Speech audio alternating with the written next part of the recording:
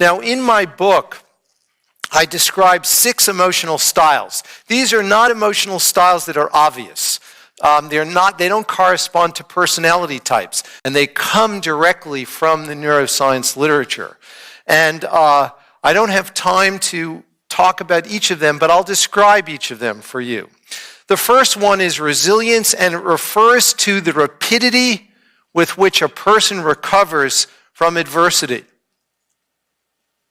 How fast or slow are you to recover from adversity? The second we call outlook, and outlook refers to the extent to which, or the skill that you have in showing persistent positive emotion.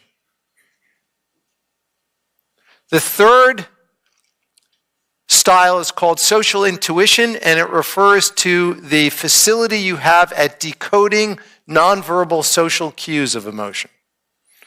The fourth is self-awareness, and it refers to differences among people in their perception of their own bodily cues that are important for emotion.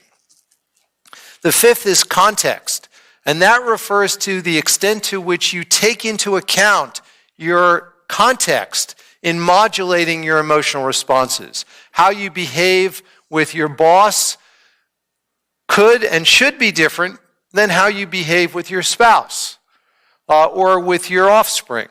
So being able to modulate your emotional responses in a context-sensitive way is another individual difference. And finally, attention, which normally isn't thought about in relation to emotion, but it's critically important, and it refers to how focused or scattered you are, which turns out to play an enormously important role in aspects of emotion. So I'm going to talk in more detail about a few of these and also show you some evidence for the plasticity of these emotional styles and how certain contemplative practices can actually alter these styles and their brain bases.